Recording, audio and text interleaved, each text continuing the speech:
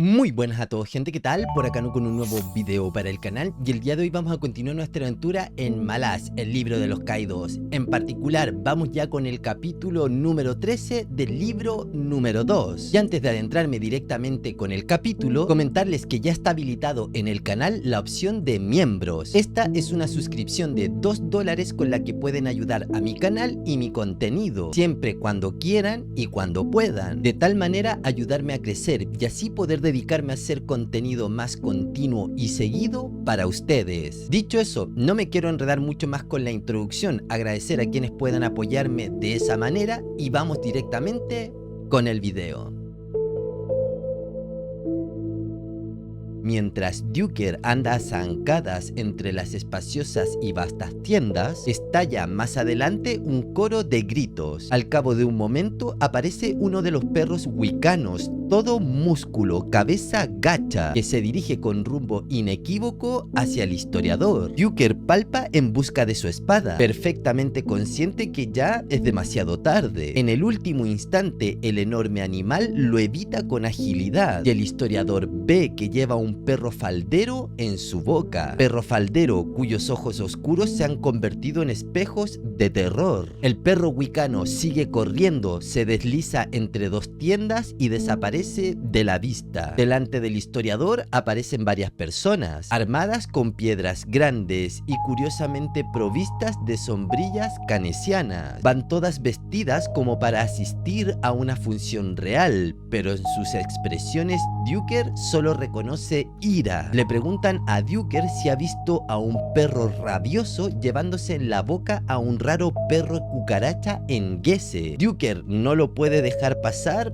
y hace una broma. ¿Raro? No me parece nada de raro ver una cucaracha en la boca de un perro, dice Duker. Sin embargo, esto solo sirve para aumentar la tensión. El portavoz del grupo, un joven de Quontali, delgado y arrogante, armado con un estoque y con una mirada que delata el gusto por la violencia, se adelanta y le exige una disculpa al historiador. Discúlpate, campesino. Aunque confieso que hacerlo no te ahorrará la paliza, pero al menos seguirás respirando, dice el joven. En ese momento llega el cabo Lista junto al historiador. Ignorando al noble que está confrontando a Duker, Lista le recuerda al historiador que si llegan tarde a la reunión, el puño Coltaine exigirá explicaciones. ¿Hemos terminado?, pregunta entonces el historiador dirigiéndose al noble. Por ahora, asiente el otro con una leve inclinación de cabeza. Escoltado por Lista, se alejan juntos. El cabo Lista le comenta que Pulik Alar, el noble con el que se había encarado, parecía casi dispuesto a atacarlo. Duker solo responde: cuánto lo siento por él, y Lista solo sonríe. En un claro del campamento, Duker y Lista se topan con un castigo público. Lenestro descarga su furia con un látigo sobre un sirviente anciano, mientras otros 3 sirvientes permanecen cabizbajo y unos nobles observan junto a una mujer que llora. El noble azota con un frenesí grotesco, más cercano a una parodia salvaje que a un acto de justicia. Recordemos que Lenestro es el obeso noble que junto con Nedpara y Tumlit habían interceptado a Duker cuando este iba de vuelta a su tienda después de su incursión con Sormo Enat para matar al dios Semk encerrado en el hielo Yagut. Duker comprende de inmediato que el castigo no obedece a nada grave, quizá tenga relación con el perro que se ha perdido. Al acercarse, Lenestro advierte su presencia y baja el látigo, pero el historiador ignora al noble y se fija en el sirviente, vencido en el suelo, cubierto de heridas recientes y antiguas, con un collar roto a su lado. Lenestro protesta airadamente diciendo que esto no es incumbencia del historiador, invocando dictámenes del consejo y reclamando al esclavo como propiedad privada. Pero Duker le recuerda que esos sirvientes defendieron Sekala de un ataque titansi y que los nobles conservan la vida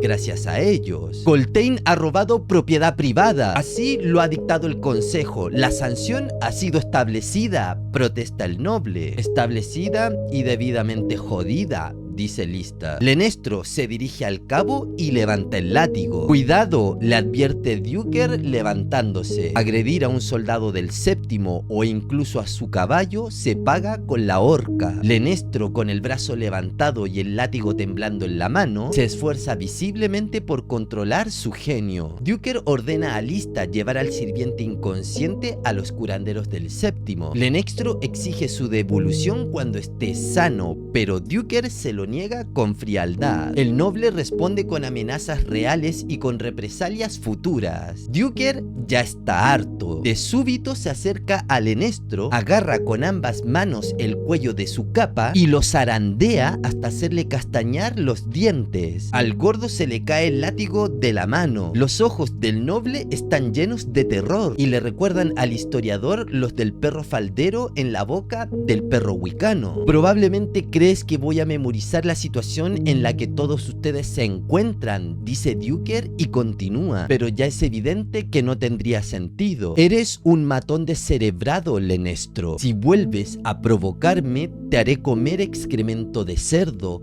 Y te gustará, le dice Duker. Este vuelve a zarandear al lastimoso individuo y lo suelta. Lenestro se desploma y Duker lo mira con el entrecejo fruncido. Te ha desmayado, dice Lista. Eso parece. De entre la muchedumbre surge Nedpara con voz doliente, reprochando a Duker la escena recién ocurrida y acusándolo de añadir intimidación personal a la larga lista de agravios que los nobles acumulan. Lista interviene de inmediato con una cortesía afilada, recordándole al noble que el historiador es uno de los veteranos de nombre inscrito entre los distinguidos de la primera columna en Unta y que lejos de lo que parece ha demostrado una contención notable al limitarse a zarandear a Lenestro en vez de atravesarlo con la espada que lleva en el cinto. Nedpara queda desconcertado, sudoroso. Duker se vuelve lentamente hacia Lista, sorprendido, y el cabo le responde con un guiño antes de sugerir que continúe en su camino. Abandonan el corro del claro y el silencio entre ellos solo se rompe cuando avanzan por la siguiente avenida del campamento. Mientras caminan, Lista confiesa su asombro ante la obstinación de los nobles, que aún creen posible sobrevivir al viaje mientras acumulan quejas contra quienes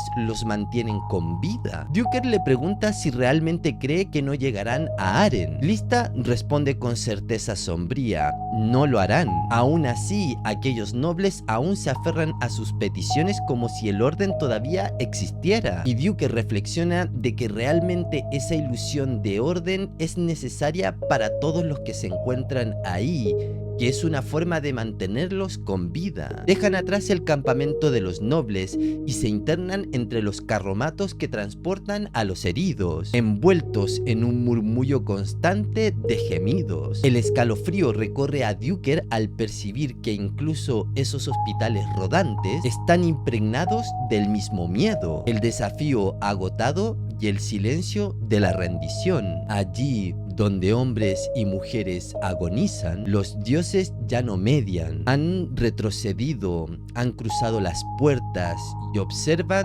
desde lejos, esperando. Lista susurra que quizás deberían haber rodeado ese lugar. Duker responde que él hubiese insistido de todas formas en atravesarlo. Cuando el cabo le pregunta si acaso ese sitio lo alienta, el historiador confiesa que lo fortalece, aunque lo hace con una frialdad implacable. Allí no hay juegos de ascendientes ni consuelos ilusorios, solo la lucha interminable expuesta en su forma más pura. Ahí se ha disuelto lo idílico, la vanidad y la falsa humildad. Incluso las batallas más íntimas confluyen en una unidad común. Ese es el equilibrio de la tierra, y no parece casual que los nobles, con sus cordones dorados, marchen tras esos carromatos. Lista duda de que semejantes revelaciones alcancen a mancillar el mundo de los nobles, pero Duker afirma haber olido desesperación entre ellos. Poco después, al divisar una curandera, entregan al sirviente herido en sus manos ensangrentadas. El sol roza el horizonte cuando alcanzan el campamento principal del séptimo. Sobre las hileras ordenadas de tiendas flota el humo tenue de las hogueras de estiércol, teñido de oro por el crepúsculo. Cerca de ahí,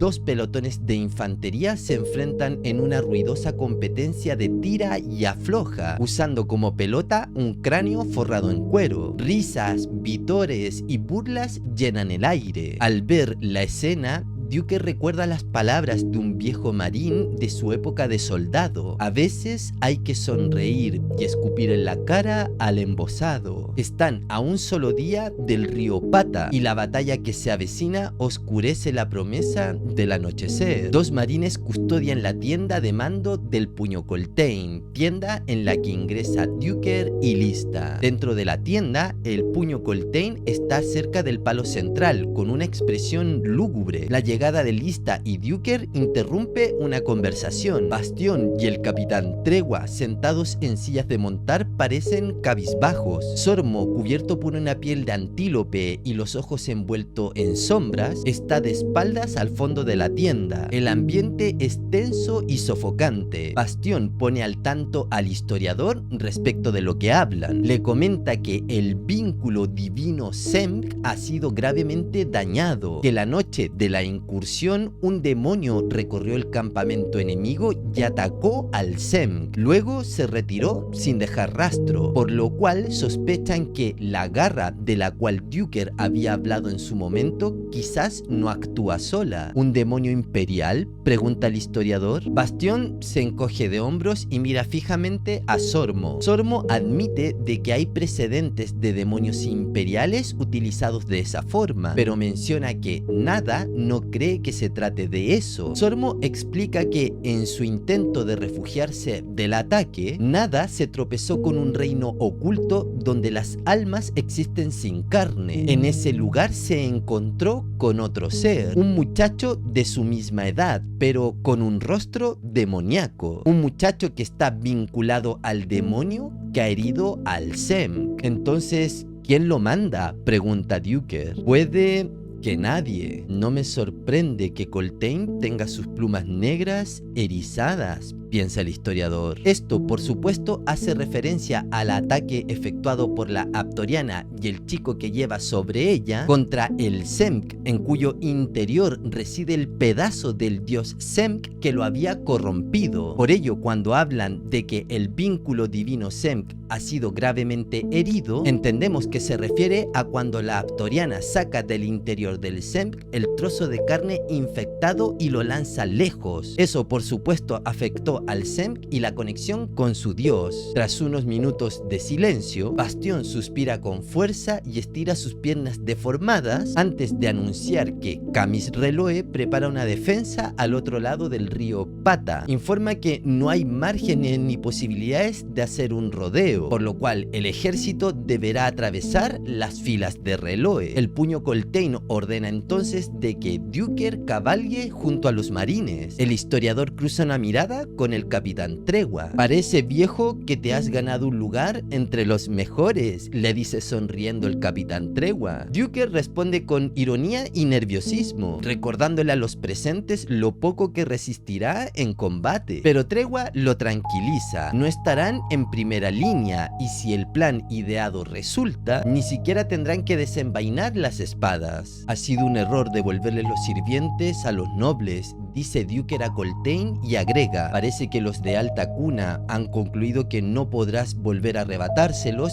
si ellos se encargan de mantenerlos de tal manera en que no se puedan sostener ni en pie. Tras escuchar lo que Duker comenta, el Puño Coltaine ordena a Bastión reunir a los sirvientes y pagar por ellos en jacatas de oro. Bastión advierte que semejante cantidad de oro será una carga enorme para los nobles, pero Coltaine considera que es preferible que sea una carga para ellos en lugar de sus soldados. El capitán Tregua pregunta si acaso esas monedas de oro que se utilizarán para pagar los sirvientes no son acaso las que se utilizan para pagar a los soldados. Pero Coltaine le responde con un gruñido seco que el imperio cumple sus deudas. Es una afirmación que en el futuro promete aumentar en resonancia, y el silencio momentáneo que se hace en la tienda le indica a Duker que no es el único en pensar en ello. Más tarde, bajo la luz velada por las poliñeras, Duker se sienta al rescoldo de una hoguera, incapaz de dormir mientras el campamento entero descansa como una ciudad agotada. Ni siquiera los animales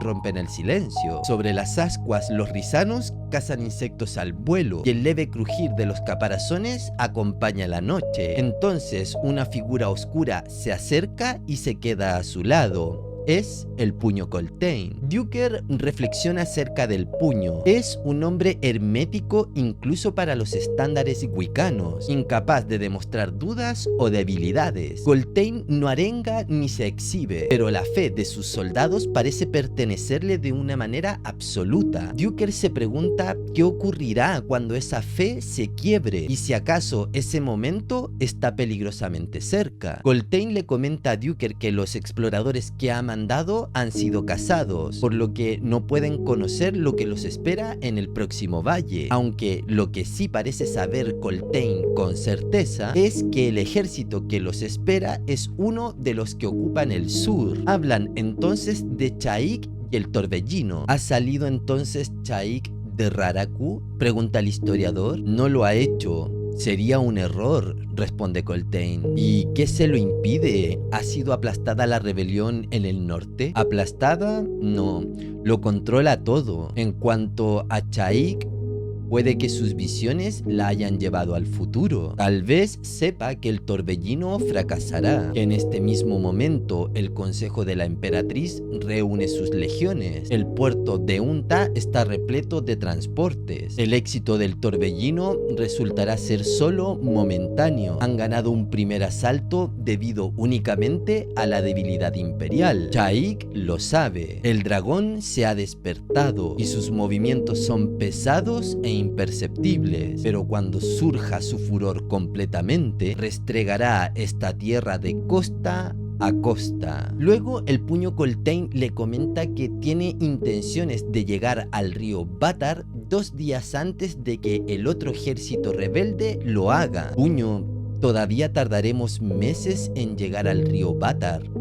¿Qué me dices de mañana? Coltaine retira la mirada de las ascuas y pestañea mirando al historiador. Mañana aplastamos al ejército de Camisreloe, evidentemente. Hay que pensar en el futuro lejano para triunfar, historiador. Deberías comprenderlo. El puño se marcha. Duker permanece con la vista fija en la hoguera moribunda y un gusto amargo en la boca. Es el gusto del miedo, viejo. Tú no dispones de la armadura impenetrable del puño Coltaine. No puedes ver más allá de unas pocas horas a partir de ahora. Esperas el alba convencido de que será tu último amanecer y por consiguiente debes despreciarlo. Coltaine espera lo imposible. Espera que compartamos su implacable confianza, que compartamos su locura. El historiador se yergue. Surgen ruidos de actividad en los campamentos wiccanos y se dirige al más próximo. A la temblorosa luz de las antorchas, los jinetes del clan Perro Loco se concentran en la preparación de su equipo. Han sacado a la vista armaduras de cuero prensado, armaduras pesadas pintadas en rojo y verdes oscuros, de un estilo desconocido para el historiador. Aunque las piezas parecen antiguas, no muestran señales de haber sido usada nunca. Duker observa a un joven wiccano que engrasa con cuidado la brida de su caballo y comenta lo inusual y pesado de su armadura, tanto para el jinete como para su caballo. El muchacho asiente en silencio. Duker comprende entonces que se están transformando en caballería pesada. Un guerrero más veterano le explica que fue el propio Coltaine el que concibió este equipo durante la rebelión, pero que la paz con el emperador llegó antes de que éste pudiese ponerse a prueba y que desde entonces han cargado con estas armaduras sin utilizarlas. Cuando Duker le pregunta por qué no las usaron en el paso Secala,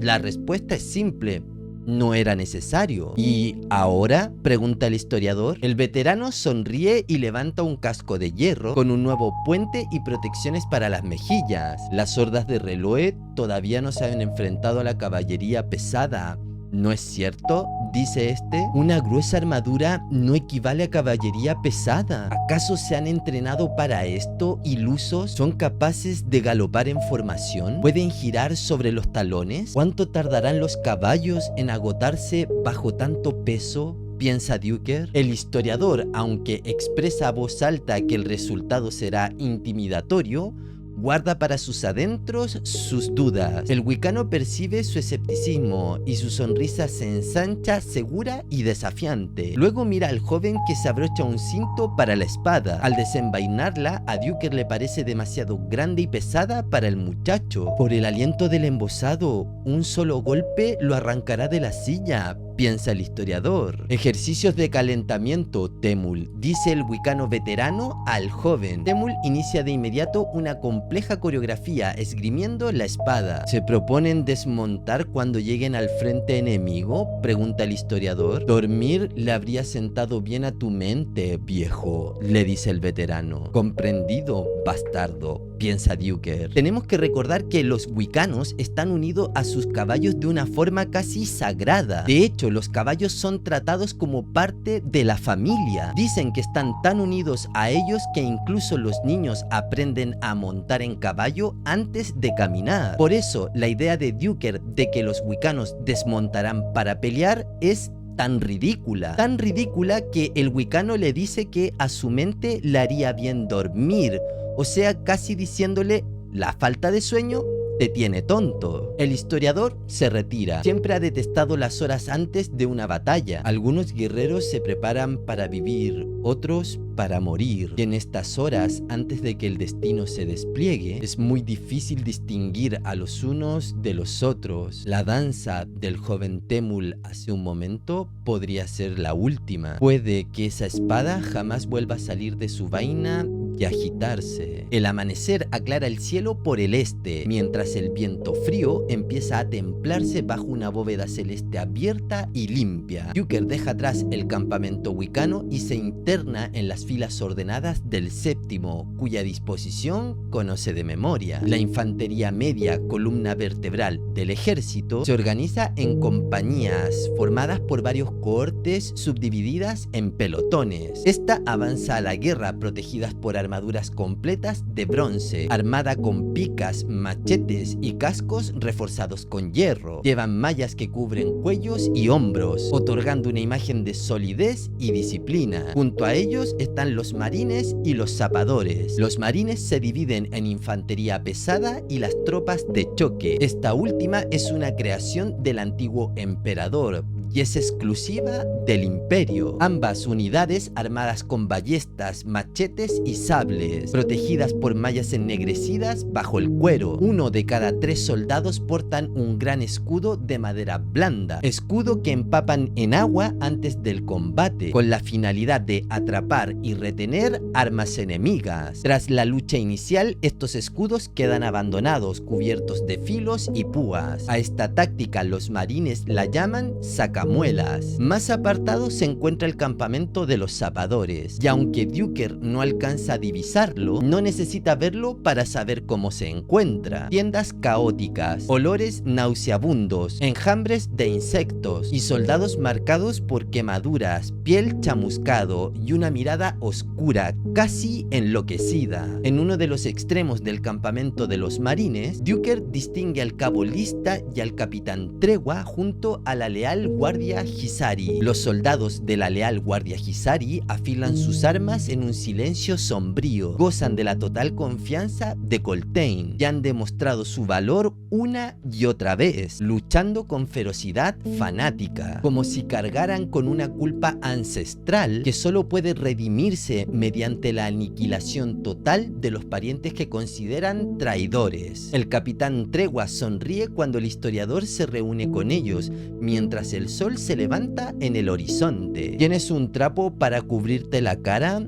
Hoy vamos a tragar polvo en cantidad, viejo, le dice el capitán Tregua. Prefiero tragar polvo que 5 palmos de hierro frío, dice el historiador y agrega: ¿sabemos ya a lo que nos enfrentamos, Tregua? Tregua le expone el plan. Los marines del séptimo avanzarán como punta de lanza, con los jinetes del clan Cuervo protegiendo los flancos. Detrás irán los jinetes del clan Perro Loco convertidos en una auténtica caballería pesada. Estos aportarán el golpe decisivo. Detrás del clan clan Perro Loco marcharán los heridos, rodeados por la infantería del séptimo, y cerrarán la formación los leales Hisari y la caballería del séptimo. Los refugiados y el rebaño se quedarán esperando atrás, al sur del valle, en una meseta resguardada por el clan Comadreja, ahora endurecido y temible tras el evento en Sekala. Vamos ligeros a la batalla, dice el historiador. Efectivamente, salvo por los heridos, comenta Tregua. En ese momento los capitanes Zulmar y Chenet llegan desde el campamento de infantería con ánimos opuestos. La furia desborda a Zulmar, el que irrumpe maldiciendo a los zapadores y a su capitán, convencido de que han desertado durante la noche y augurando ruina y muerte para todos. Por su parte, Chenet, burlón y desconcertado, confirma que la noticia ha dejado pálido al puño Coltaine. El capitán Tregua, más contenido, rechaza la idea de una deserción y sostiene que los zapadores no huyen, que deben estar tramando algo propio de su naturaleza indómita. Mientras Zulmar insiste en el destino inevitable de aniquilación y olvido, el sonido solitario de un cuerno corta la discusión. La espera ha concluido, dice Chenet con evidente alivio y agrega: resérvenme una parcela de césped cuando caigan, caballeros. Duker observa la retirada de los dos capitanes del séptimo. Hacía mucho tiempo que no oía aquella forma de despedirse. El padre de Chenet estuvo con la primera espada, Dassem, dice Tregua y continúa, o eso se rumorea. Incluso cuando los nombres se borran de los relatos oficiales, el pasado muestra su rostro. ¿No es cierto, viejo?, le pregunta al historiador. Sin embargo, Duker no está de humor para aceptar ninguno de los envites. Creo que voy a comprobar mi equipo, dice antes de dar media vuelta el historiador. No es hasta mediodía cuando se completa la posición definitiva, y casi hay una rebelión cuando los refugiados comprenden que el grueso del ejército va a cruzar sin ellos. Sin embargo, a desgana se restablece eventualmente la calma, a pesar de los frenéticos esfuerzos en contra de los amedrentados miembros del Consejo de Nobles y de su capacidad aparentemente inagotable de presentar quejas y mandatos. Bien, antes de continuar, mencionar que la batalla que veremos a continuación constituye el tercer hito en la marcha de Coltaine. Anteriormente, en el video de la batalla del río Sekala, les había comentado que a lo largo de la marcha del puño veremos varios hitos importantes. El primero fue la batalla de Batrol, el segundo la batalla del río Sekala, y ahora presenciaremos el tercero, llamado la batalla de la cadena Helor. Comentar también que, al igual que en las anteriores batallas, no hay mapas específicos del área donde se desarrolla el combate. Solo sabemos su ubicación general y su descripción por el relato, pero no un mapa específico de la geografía, el posicionamiento de las tropas y las diversas batallas que se llevan al mismo tiempo. Por ello, las imágenes que verán de los movimientos del combate son una interpretación mía en base a lo descrito, de cómo se está dando esta batalla y cómo evoluciona el movimiento de las tropas. Por ello, es importante tener claro que no es preciso ni exacto, pero al menos sirve para hacerse una idea general de cómo están sucediendo las cosas en la batalla. Con la fuerza principal finalmente reunida, el puño Coltaine da la orden de avanzar. El ejército se pone en marcha bajo un sol sofocante. Por desgracia, la predicción de Tregua de tragar polvo se vuelve cierta, y Duker se lleva en más de una ocasión la cantimplora a los labios. A su lado marcha el cabo Lista y la marín veterana, cuyo nombre el historiador se niega a conocer, pues el miedo que lo invade no es solo a la muerte, sino al conocimiento, a los nombres, a los rostros concretos que vuelven insoportable la pérdida. En su mente se agolpan reflexiones amargas sobre los caídos, la injusticia de la memoria y la condena que supone recordar a los muertos mientras los vivos continúan en anonimato. Al alcanzar la cresta oriental del antiguo lecho del lago, Duker contempla el campo de batalla. El río Pata divide la vasta cuenca, y al otro lado el ejército de Camis Reloe espera en una formación abrumadora. abrumadora, hierro reluciente, estandartes y pendones ondeando sobre una multitud que parece interminable. El cauce del río es estrecho y pedragoso, flanqueado por matorrales, pero los zapadores enemigos han transformado el pase habitual en una trampa. Han levantado muros de arena y creado un acantilado artificial que canaliza el avance del ejército del puño Coltaine hacia una única salida coronada por las fuerzas de Reloe. Por el aliento del embosado, farfulla el cabolista y continúa. Ese bastardo ha reconstruido la cadena Gelor y hacia el sur, esa columna de humo, ahí está la guarnición de Melm. Duker mira en esa dirección y ve algo destacable más cercano. En la cima de un montículo, dominando el extremo sudeste del lago, hay una fortaleza. ¿A quién pertenece eso?, pregunta en voz alta. Es un monasterio, responde Lista, según el único mapa en el que aparece. ¿De qué ascendiente? Lista se encoge de hombros. Probablemente de alguno de los Sagrados 7. Si todavía queda alguien allí, tendrá una buena vista de lo que se avecina, comenta el historiador. Es importante entender que cuando Lista dice ha reconstruido la cadena Gelor, se refiere a que Reloe y sus zapadores han modificado de tal manera el escenario de combate que lo han reconstruido para darse ventaja estratégica en la batalla. Y aunque fue traducido como cadena Gelor la ubicación en donde van a pelear, creo que tiene más sentido entenderlo como cresta Gelor, ya que es un terreno que asciende recto para luego dar paso a un nuevo valle.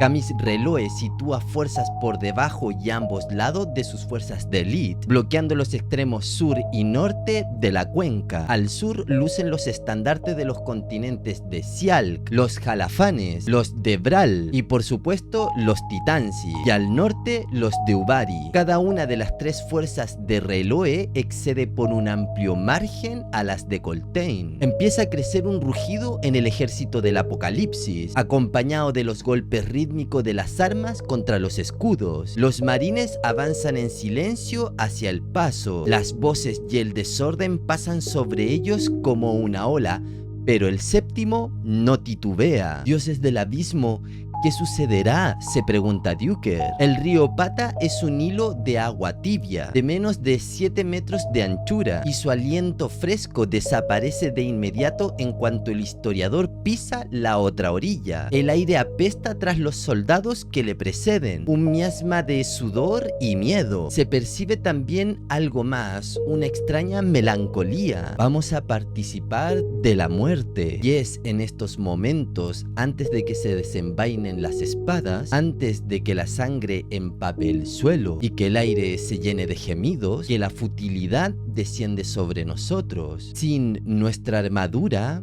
creo que todos lloraríamos. ¿Cómo responder de otro modo ante la promesa inminente de una pérdida incalculable? El cabolista le pregunta a Duker qué es peor, el polvo o el barro. El historiador le responde que el polvo ahoga y asfixia, pero el barro hace que el mundo resbale bajo los pies. Y pronto habrá barro, cuando la sangre, la orina y la bilis empapen la tierra. Ambos son una maldición, muchacho, piensa para sí el historiador. Entonces Duker cae en la cuenta de que esta es la primera batalla del cabolista. Mientras avanzan, Duker piensa en que le gustaría estar en un mirador más remoto. Ir entre medio de la tropa le impide ver más allá de la presión humana del entorno. ¿Por qué me puso aquí Coltaine? Maldita sea, me ha privado de la vista, piensa este. Están tan solo a 100 pasos del desnivel. Los jinetes de las fuerzas enemigas galopan frente a sus propias fuerzas para asegurarse de que todos estén en posición. El barullo de los escudos y gritos de furor enemigo prometen sangre. Los jinetes del clan Cuervo preparan sus arcos y sus lanzas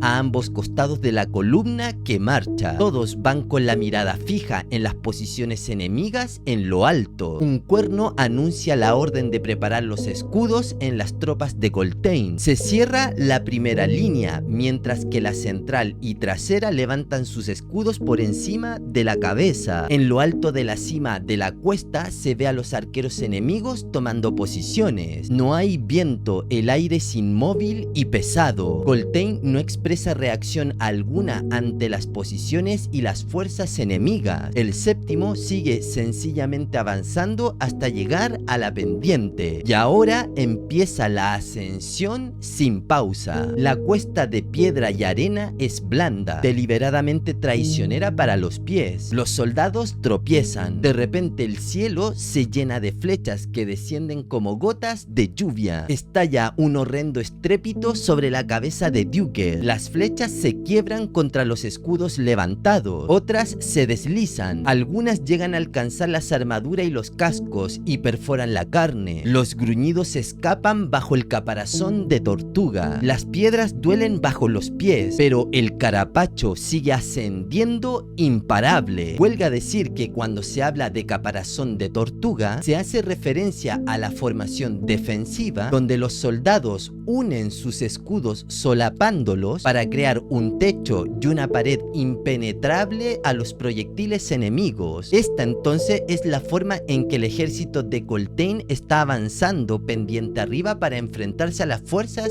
de Reloe. Al historiador se le doblan los codos ante el fuerte impacto de una flecha en su escudo. Siguen otras 3 ladeadas en rápida sucesión, que se deslizan hacia otros escudos. El aire bajo los escudos adquiere una textura amarga e intensa, que proviene del sudor, la orina y una ira creciente. Un ataque que no se puede repeler es la pesadilla de cualquier soldado. La determinación por alcanzar la cima, donde espera aullando la infantería pesada de los Semk y los Guran, arde entre los soldados del séptimo como una fiebre. Duker sabe que los marines se encaminan a un umbral. El primer contacto será explosivo. Hay muros de tierra a ambos lados de la pendiente por donde van ascendiendo. Muros que se cierran hacia una cima llana y ancha. En los costados, en la cima, empiezan a reunirse guerreros de una tribu que Duker no alcanza a identificar. Posiblemente Canel. Estos preparan sus arcos de asta cortos. Nos dispararán desde arriba por ambos costados cuando entremos en contacto con los Semk y los Guran.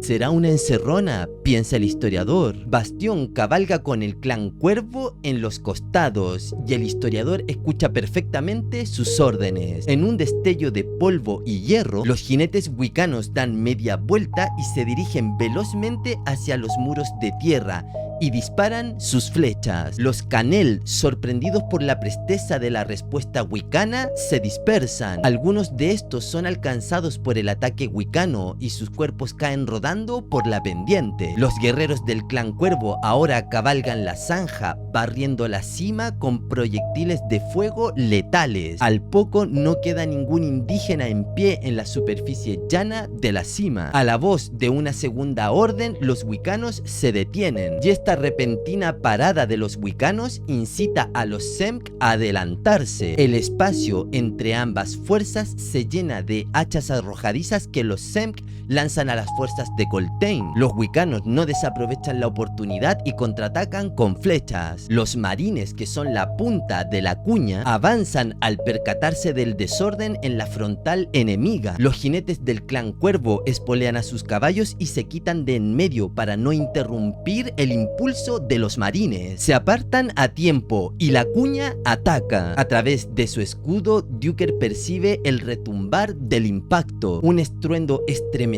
que le hace chirriar los huesos. No alcanza a ver mucho desde su posición, salvo un trozo de cielo azul justo por encima de la cabeza de los soldados, antes de que se levante el polvo convirtiéndose en una cortina impenetrable. Una mano tira del brazo de su escudo. «Señor, debes volverte ahora», dice el cabolista. Duker y Lista están en la penúltima fila de la cuña que está atacando. Un espacio de aproximadamente 10 pasos media entre los marines que están atacando y los jinetes del clan Perro Loco. Estos, con sus arcanas armaduras, permanecen inmóviles con sus pesadas espadas desenvainadas y cruzadas en reposo sobre sus sillas. A espaldas de estos se extiende la cuenca, y la posición elevada del historiador en la pendiente por la que van subiendo le permite ver el resto de la batalla. Al sur se encuentran filas apiñadas de arqueros titansi, apoyados por la caballería de Vral. Legiones de infantería jalafana avanzan a su derecha, y entre las mismas una compañía de infantería pesada Sialk. Hacia el este, más caballería y más arqueros. Una mandíbula, piensa Duker, y ahora se cierra inexorablemente sobre nosotros. Mira hacia el norte a las legiones Subari. Hay por lo menos 3 de ellas, junto con las caballerías Sialk y Tepasi. Les falta menos de 50 pasos para entrar en contacto con la infantería del séptimo. Al este del río se libra una gran batalla, a juzgar por la cantidad enorme de polvo levantado. El clan Comadreja ha encontrado su batalla después de todo. El historiador se pregunta cuál de todas las fuerzas de Camis Reloe habrá logrado dar un rodeo. Están haciendo un ataque al rebaño y a los refugiados. Resistan, comadrejas, porque no podrán recibir apoyo del resto de nosotros, piensa el historiador. Los empujones de los soldados a su alrededor obligan a Duker a centrar su atención en su entorno inmediato. El ruido de las armas y los gritos aumentan en la cima, conforme la cuña cede lentamente ante el yunque duro y disciplinado de los enemigos. El fracaso del primer empuje estremece la fuerza de ataque. Las 3 mascas bélicas de Tog, cada uno de nosotros las llevará todas. Terror,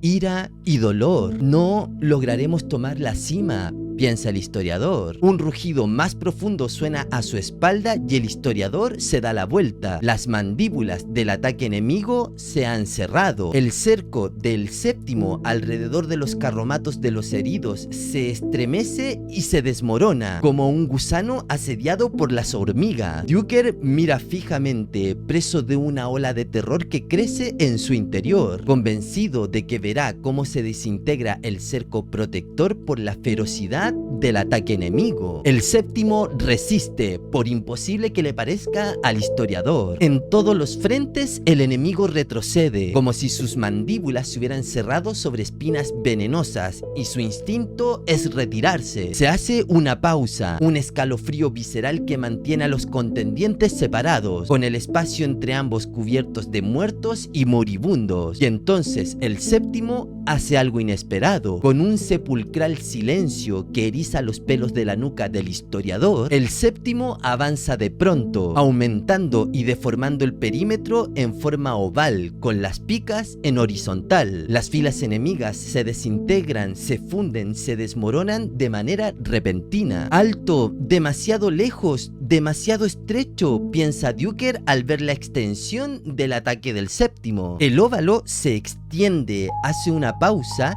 y luego se retira con precisión comedida, casi siniestra, como si el séptimo se hubiera convertido en una especie de mecanismo. Un movimiento entre los perros locos captura la atención de Duker. Nada y menos acaban de salir de la primera línea, menos con las riendas de una yegua wicana en sus manos. El animal lleva la cabeza erguida y las orejas levantadas. Los dos se detienen, uno a cada lado de la yegua. Menos suelta la rienda y coloca las manos sobre el animal. Al cabo de un momento, Duker anda a tropicones, conforme la retaguardia de la cuña empuja hacia adelante cuesta arriba, como impulsada por un suspiro. ¡Armas listas!, ordena un sargento cercano. Por el sueño húmedo del embosado, piensa Duker. ¡Ahí va!, exclama Lista junto a él en un tono tan tenso como la cuerda de un arco. No hay tiempo para responder, ni siquiera para pensar, ya que de improviso está entre los enemigos. Duker capta un destello de aquel panorama.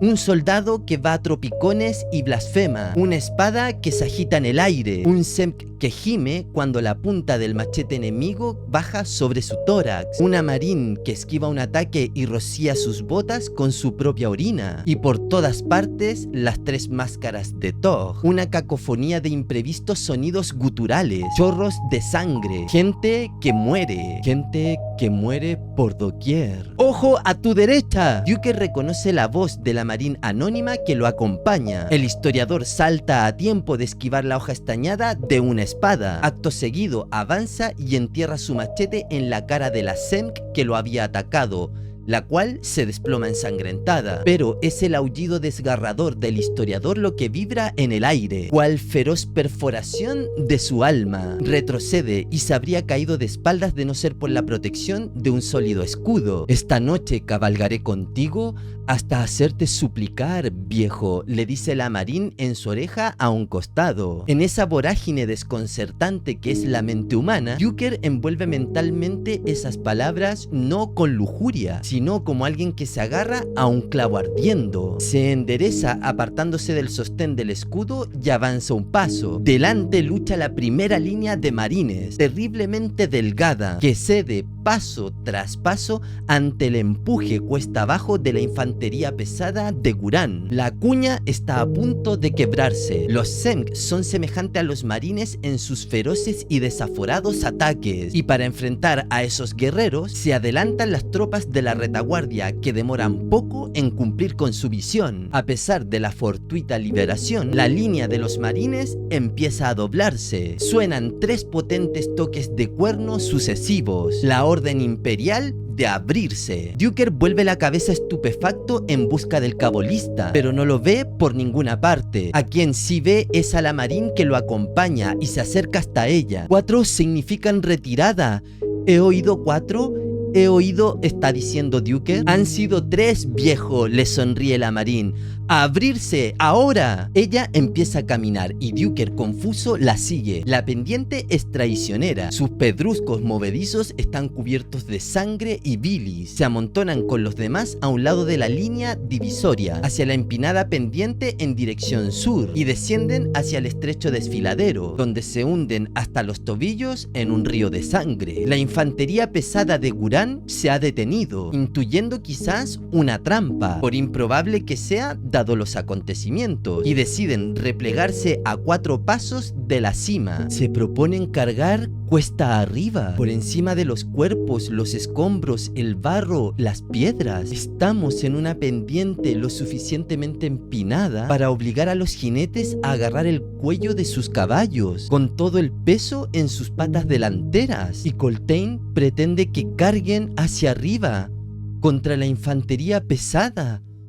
No, piensa el historiador. De pronto, pedruscos y arenas ruedan por la pendiente hacia abajo. Alrededor de Duker, todas las cabezas se vuelven para mirar hacia arriba, súbitamente alarmadas, pues hay alguien en la cima. Desde arriba se oye una retahíla de blasfemias malasanas, antes de que en la cima se asome una cabeza con casco. ¡Es un maldito zapador!, susurran los marines cerca de Duker. La cara sucia del hombre en la cima le sonríe. ¡Adivinen lo que hacen las tortugas en invierno!, exclama desde las alturas antes de desaparecer. Duker vuelve la cabeza para mirar a los jinetes perro loco. Su avance se ha detenido, como si tuvieran dudas. Los wicanos tienen sus cabezas levantadas, con sus miradas fijas en ambos lados de la cumbre. La infantería pesada de Gurán y los supervivientes Semk también miran fijamente. Duker observa la orilla norte con los ojos entrecerrados. Unos zapadores con escudo en la espalda empiezan a marchar, descendiendo por la pendiente en el espacio repleto de cuerpos bajo la cima. Resuena otro cuerno y los jinetes perro loco vuelven a avanzar, al principio al trote y luego a medio galope. La compañía de zapadores les corta el paso en la cima. La tortuga excava y se entierra a la llegada del invierno. Estos bastardos se han infiltrado en la orilla por la noche, ante las propias narices de Reloe, y se han sepultado. ¿Pero para qué? Por el embosado, piensa el historiador. Los zapadores pululan, todavía con los escudos en su espalda. Preparan sus armas y el resto del equipo. Uno de ellos se adelanta para incitar a los jinetes perro loco a que avancen. La pendiente se estremece. Los caballos con sus armaduras se lanzan cuesta arriba, en una explosión muscular más poderosa de lo que el historiador cree posible. Anchas espadas se alzan al cielo. Con sus extrañas y arcanas armaduras, Los wicanos cabalgan como conjuraciones demoníacas sobre sillas igualmente de pesadillas. Los zapadores se lanzan contra las líneas enemigas. Vuelan las granadas seguidas de varias explosiones y horrendos gemidos. Toda la munición restante de los zapadores cae sobre la carga de la infantería pesada enemiga. Granadas incendiarias flameadoras. Se desintegra por completo la sólida línea elite de Reloe. La carga de los jinetes perro loco alcanza a los zapadores, quienes se tiran al suelo bajo los terribles golpes rítmicos de los cascos de los caballos, que pasan uno tras otro por encima de ellos, pisoteándolos. Los jinetes wicanos desalojan la cima de la turba caótica del enemigo, que momentos antes era una sólida formación de infantería pesada. Blanden sus anchas espadas en una matanza terrible. Se oye otra orden por encima del barullo. La Marine le da unos golpecitos en el pecho a Duker con la mano enguantada. «Adelante, viejo», le dice esta. El historiador da un paso y titubea. Sí, es el momento de avanzar para los soldados. Pero yo soy historiador. Debo ver.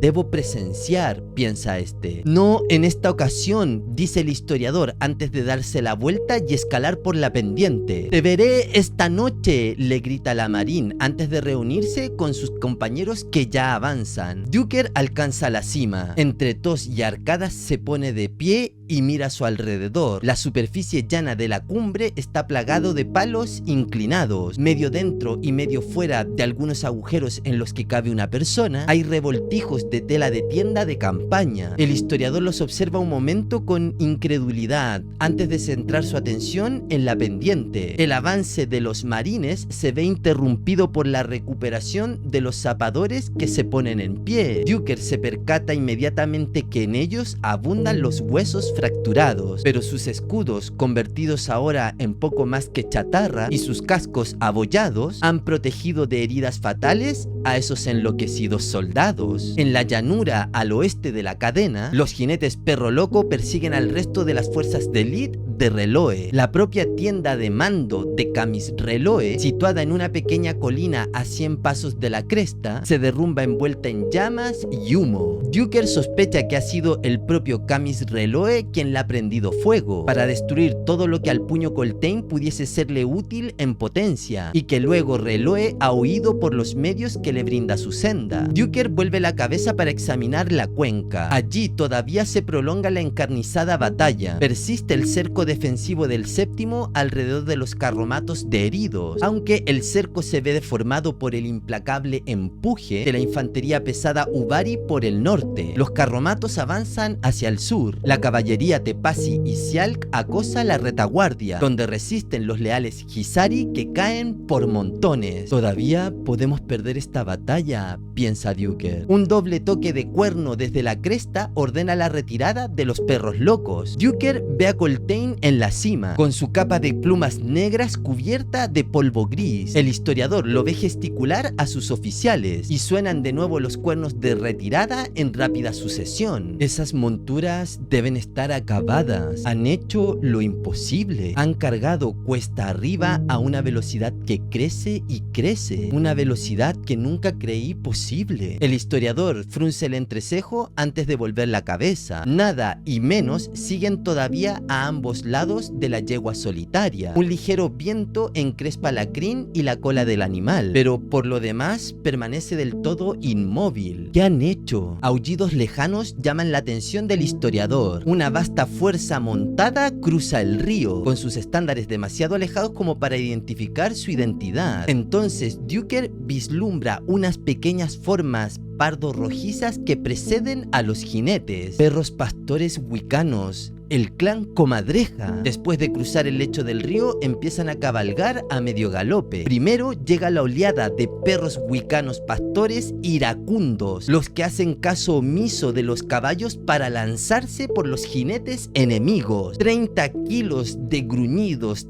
de dientes y músculos que arrebatan a los jinetes de sus monturas, seguido por los propios wiccanos del clan Comadreja, los que anuncian su llegada al combate arrojando por los aires cabezas amputadas y provocando espeluznantes escalofríos antes de atacar. Todo eso coge a la caballería Tepasi y Sial totalmente desprevenidos. En menos de 20 latidos de corazón, los jinetes Tepasi y Sial han desaparecido, están muertos, moribundos o han desaparecido escapando de la batalla. Los jinetes Comadreja apenas se detienen para reagruparse antes de cargar contra los Ubari, acompañados de sus perros pastores que trotan junto a ellos. El enemigo rompe la formación por ambos lados, retirándose con gran precisión, aunque instintiva. Por su lado, los jinetes perro loco, que son los que ocupan la cima ahora, descienden de nuevo por la pendiente, para seguir hacia el sur en persecución de la infantería jalafana y Sial, que ahora huye junto con los arqueros Titansi. Duker centra su atención en la yegua inmóvil que está con nada y menos y se derrumba de rodillas, de súbito abrumado, con sus emociones convertidas en un torbellino de aflicción, ira y horror. No hablaremos hoy de victoria. No hablaremos de victoria en absoluto, piensa Duker. Alguien llega a la orilla a tropicones, con la respiración entrecortada. Se acercan los pasos y una mano enguantada cae pesadamente sobre el hombro del historiador. ¿Sabías, viejo, que se burlan de nuestros nobles? Tienen un nombre para nosotros en Debral. ¿Sabes lo que significa? Cadena de perros. La cadena de perros de Coltaine. Él dirige, pero lo dirigen. Él se esfuerza por avanzar, pero lo retienen. Él exhibe sus fauces, pero ¿quién le muerde los talones sino aquellos a los que ha jurado proteger? Sí, hay profundidad en esos nombres, ¿no te parece? Es la voz del capitán Tregua, pero alterada. Duker levanta la cabeza y mira fijamente la cara del individuo agachado junto a él. Un solo ojo azul brilla desde una masa asolada de carne desgarrada. Le ha alcanzado de lleno una masa, la que ha hundido la visera en su cara, destrozándole la mejilla, aplastándole un ojo y arrancándole la nariz. En el horrendo estropicio que se ha convertido la cara del capitán Tregua, se dibuja una sonrisa. Soy un hombre afortunado, historiador. Fíjate, no me he roto ni un solo diente, ni una sola muela que se mueva, le dice Tregua. El recuento de pérdidas es una aturdidora letanía de la futilidad de la guerra. Según el criterio del historiador, solo el propio embosado puede sonreír triunfante. Duker más tarde se entera de la batalla que ha llevado a cabo el clan Comadreja, aquel destinado a proteger el rebaño y a los refugiados, y las bajas implicadas en este combate. Duker se entera de que en la batalla que llevaron a cabo el clan Comadreja, estos lograron aniquilar a los Titansi en una serie de emboscadas implacables, las que además, con ayuda de los espíritus de la tierra, permitieron incluso capturar al comandante Semk, aunque este no duró mucho tiempo con vida, pues fue devorado por los propios espíritus de la tierra para hacerse con los restos del dios Semk que había en su interior. Recordemos que existía un Semk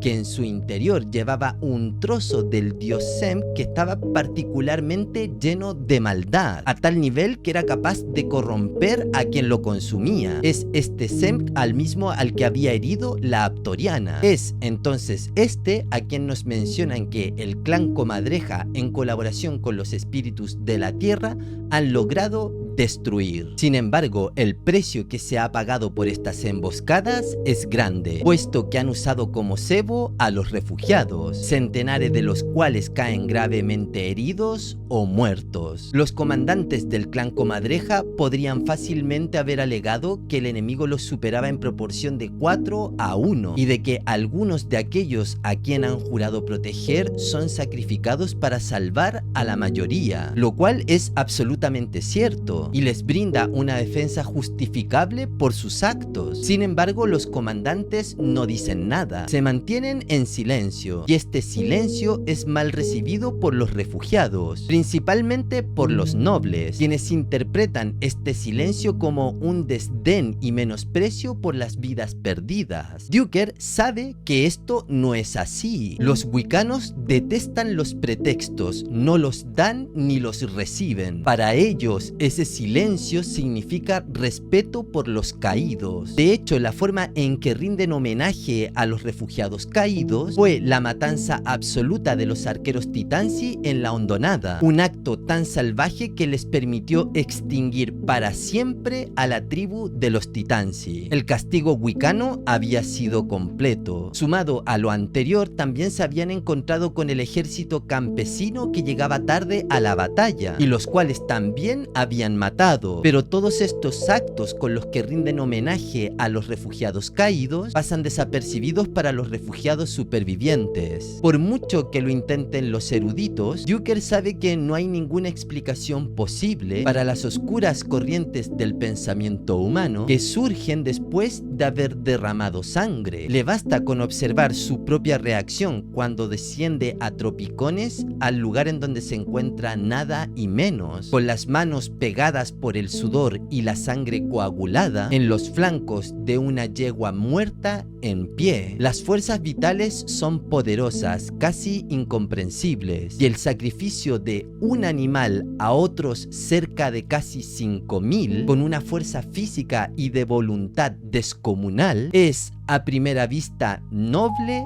y encomiable, salvo por la incomprensión propia de la yegua de su propia destrucción, obra amorosa de dos niños afligidos, piensa Duker. El horizonte de la senda imperial es un manto gris de un extremo al otro. Los detalles son borrosos tras una pantalla de aire denso e inmóvil. El viento es inexistente, pero persisten los ecos de la muerte y la destrucción en suspensión, como atrapados fuera del propio tiempo. Kalam se sienta de nuevo en su montura, con la mirada puesta en el panorama que tiene delante. Menos de un tercio de una bóveda alicatada asoma por la superficie de polvo y ceniza. Kalam se acerca a la estructura. En algún lugar bajo sus pies hay un palacio o un templo. Al barrer las cenizas de una de las piezas de bronce de la bóveda, aparece un símbolo labrado. Al reconocerlo, una fría sacudida le recorre el cuerpo. Aquel símbolo, el de una corona estilizada, lo ha visto en el continente de Genabakis, en la guerra que unió a Caladan Brut, a Nomander Rake, los Rivi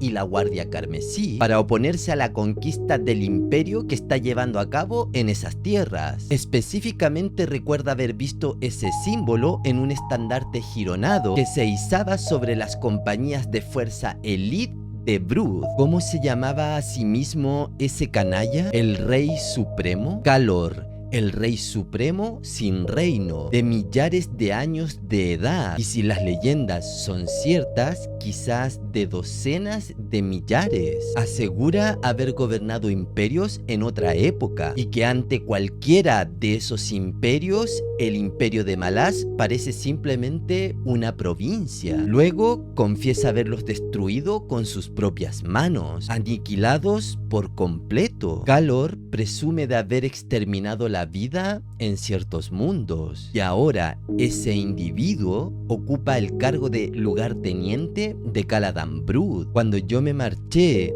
Dujek, los abrazapuentes y el quinto ejército estaban intentando una alianza con Brut. Whiskey Jack, ven el rápido, mantengan la cabeza gacha, amigos.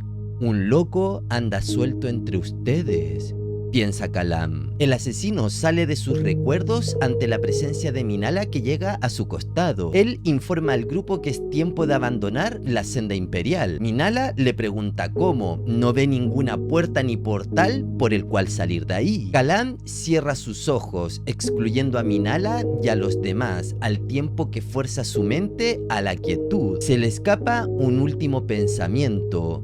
Espero estar en lo cierto. Después de un momento, se forma un portal, con un ruido desgarrador a medida que se ensancha. «Eres un tonto y un cabrón», exclama Minala con nítida comprensión de lo que está sucediendo, y continúa: «Si lo hubiésemos hablado, tal vez habríamos llegado antes a esta situación, a no ser que retrases deliberadamente nuestro avance. El embosado conoce tus intenciones, cabo», le dice esta. «Interesante lección de palabras, mujer.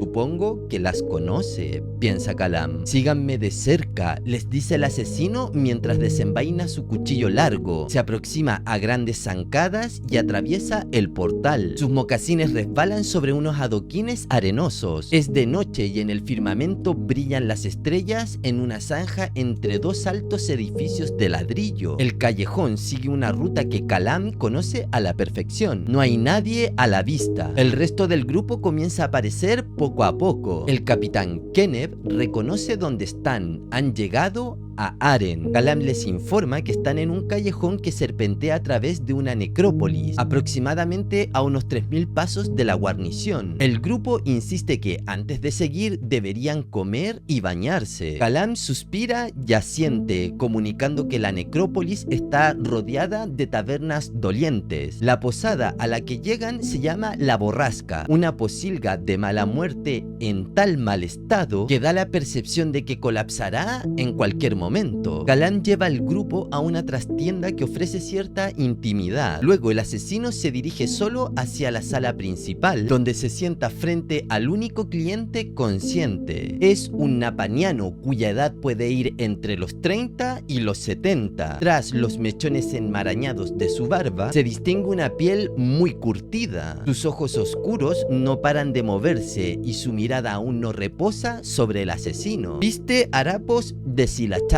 Kalam le invita a una cerveza con el fin de obtener información que le sirva para saber la situación de la ciudad. Entre pullas, silencios y alcohol, el desconocido le dibuja un retrato de Aren sumida en el control del puño supremo. Toques de queda, detenciones arbitrarias, hambre, mutilados en las calles y una riqueza que se concentra mientras la ciudad se pudre. Aunque parezca increíble, me detienen 4 veces en los últimos 2 días y tengo que identificarme y mostrar mis credenciales imperiales. Pero tengo suerte, porque en una de esas mazmorras encuentro a mi tripulación. Con el beneplácito de Opon dispondré de ellos para mañana. Tengo una cubierta que fregar y créeme, esos patanes borrachos frotarán hasta que el abismo se trague el mundo. Lo peor es la forma en que ciertas personas se saltan esas normas alegremente. Le plantean a uno exigencias de mensajes con palabras simples hasta provocarle una jaqueca, como si la vida no fuese lo bastante complicada ya. ¿Alguna idea de cómo gruñe un agujero cuando está lleno de oro? Y ahora me dirás, el caso, capitán, es que precisamente intento comprar un pasaje de vuelta a Unta. Y yo te responderé, los dioses te sonríen, caballero. Casualmente voy a zarpar dentro de 2 días, con 20 marines, el tesoro del puño supremo y la mitad de las riquezas de Aren a bordo. Pero podemos acomodarte, caballero, no cabe la menor duda.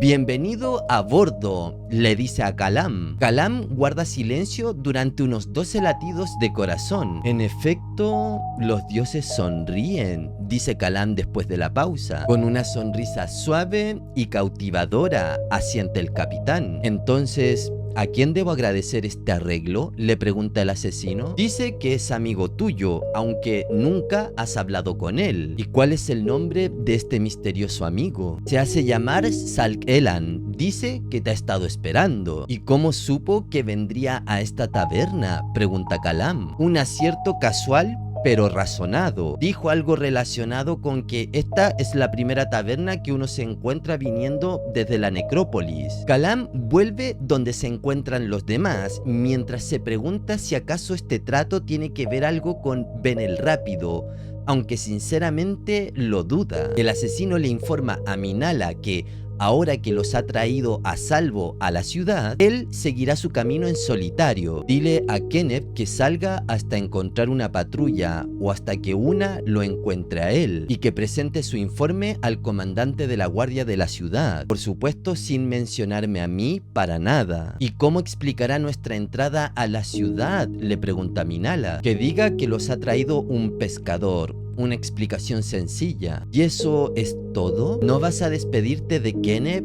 de Self, de los niños? ¿No vas a permitirles que te muestren su gratitud por haberlos salvado?, le pregunta Minala. Si pueden, Minala, salgan de Aren tú y tus parientes, regresen a Kuontali, dice sin más Kalam. No lo hagas de este modo, Kalam, le dice ella. Es lo más seguro, le responde este titubeando y agrega: ojalá pudiese haber sido diferente entre nosotros. Minala, enfurecida, le lanza un trozo de melón a la cara. Kalam se limpia, coge sus alforjas y se las echa al hombro. El semental es tuyo, Minala, le dice este. En la sala principal, Kalam se dirige a la mesa del capitán. Bien, estoy listo. Algo parecido a un brillo de decepción destella en los ojos del capitán, quien luego suspira y se levanta tambaleante. Si tú lo dices, es una caminata de medio a largo a donde está amarrado el tapón de trapo. Con suerte solo tendré que mostrar el salvoconducto una docena de veces. Lo sabe el embosado. ¿Qué otra cosa uno puede hacer con un ejército acampado en la ciudad? Ese harapo que llevas por camisa no nos facilitará las cosas, capitán. Imagino que ya tienes ganas de quitarte ese disfraz, le dice Kalam. ¿Qué disfraz? Esta es mi camisa de la suerte, le responde el capitán. Los Tarajil, apoyada en la pared de la pequeña sala con los brazos cruzados, observa a Perla, el que camina de un lado a otro cerca de la ventana. Detalles, está todo en los detalles. Si pestañeas te puedes perder algo, susurra Perla. Debo presentarme ante el comandante de las espadas rojas, dice los Tarajil y agrega: luego volveré. ¿Te permitirá volver, ortocetral, muchacha?, le pregunta Perla. No pienso abandonar esta búsqueda, a menos que tú me lo prohíbas. Que los dioses me libren, disfruto de tu compañía, le dice él. Bromeas, responde ella. Solo un poco. Reconozco que no has mostrado mucho sentido del humor. Sin embargo, ¿no hemos compartido hasta aquí una buena aventura? ¿Por qué terminarla ahora? Los Tara examina su uniforme. Su peso es reconfortante. La armadura que había usado para disfrazarse se ha convertido en chatarra y le agrada haberse desasido de ella después de que la garra curara sus heridas. Perla no ha ofrecido nada para contribuir a desvelar el misterio del demonio que aparece en la batalla nocturna en la llanura, pero para la espada roja está claro que aquel incidente le preocupa, al igual que a mí. Pero ahora ya hemos pasado, hemos llegado hasta Aren, todavía tras la pista de Kalam. Todo es como corresponde, piensa ella. ¿Me esperarás aquí?, le pregunta a los Tara. Hasta el fin de los tiempos, querida, le responde Perla con una radiante sonrisa. Bastará solo hasta el amanecer, le dice ella. Contaré los latidos del corazón hasta entonces, responde Perla inclinando la cabeza. Los Tara abandona la sala y cierra la puerta tras su espalda. El vestíbulo de la posada conduce a una escalera de madera por la que llega a una sala abarrotada de gente. Debido al toque de queda, la clientela es abundante, aunque el ambiente es cualquier cosa menos festivo. Los Tara se agacha por debajo de la escalera y entra en la cocina. La cocinera y los ayudantes la observan cuando se dirige a la puerta trasera, la que está entreabierta para facilitar la ventilación. Los Tara empuja la puerta y sale al callejón. El aliento del río mezclado con la sal de la bahía es fresco en su cara. Ruego no tener que viajar nunca más por la senda imperial, piensa esta. Se dirige a la calle mayor con el sonoro taconeo de sus botas sobre los adoquines. Una docena de soldados del ejército del Puño Supremo la aborda al llegar al primer cruce, de camino al cuartel de la guarnición. El sargento que está al mando la mira con incredulidad. Buenas noches, espada roja,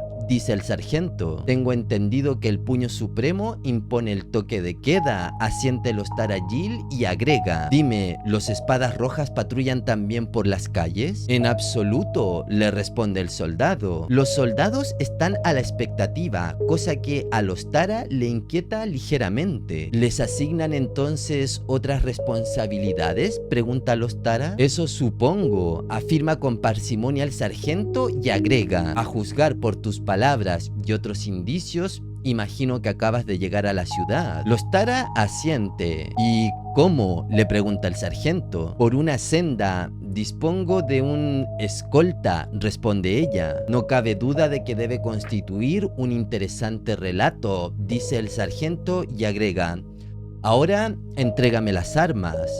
¿Cómo dices?, le pregunta al Ostara. Deseas reunirte con el resto de las espadas rojas, ¿no es verdad? ¿Hablar con el comandante Ortocetral? Sí, claro, dice ella. Por orden del puño supremo, desde hace 4 días las espadas rojas están bajo arresto, dice el soldado. ¿Cómo?, pregunta ella. A la espera de juicio por traición contra el imperio de Malaz.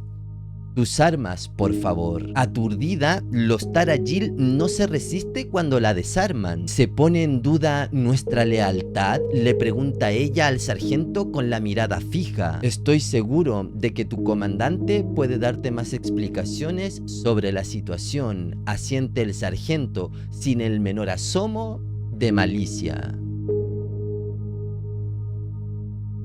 Se ha marchado. Kenneth se queda boquiabierto. Vaya, exclama después de un momento con el entrecejo fruncido mientras observa cómo Minala empaqueta su equipo. ¿Qué haces?, le pregunta. Minala vuelve la cabeza para mirarlo. ¿Crees que va a salirse con la suya dejando así la situación?, responde esta. Pero Minala, baja la voz, Kenneth, vas a despertar a los niños, le advierte esta. Pero si no alzo la voz, cuéntaselo todo a tu comandante, ¿de acuerdo? Todo menos lo de Kalam. No soy estúpido, a pesar de que lo pienses, le responde Kenneth. Lo sé, dice Minala suavizando la mirada. Discúlpame. Creo que más vale que le pidas disculpas a tu hermana, así como a los niños. Sí, por supuesto que lo haré. Dime, Minala, ¿cómo persigues a un hombre que no quiere ser perseguido? ¿Le preguntas eso a una mujer?, le responde ella con una dura sonrisa. Ay, Minala, las lágrimas no son necesarias, Kenneth, responde ella mientras extiende una mano para acariciarle una mejilla. Es culpa de mi beta sentimental, responde Kenneth con una sonrisa cansada y agrega: pero recuerda que no pierdo la esperanza. Ahora, despídete de tu hermana y de los niños, le dice el capitán. Y con eso llegamos al final de este video. Espero que la información que te he traído aquí te haya gustado, te haya servido. Si es así, el video te gustó, te sirvió, obviamente que agradecería un buen me gusta. Un comentario nunca está de más y siempre se agradece. Y nosotros nos estamos encontrando nuevamente por acá mismo en el canal para continuar con más aventuras en Malaz. Así que nos estamos viendo. Chao, gente.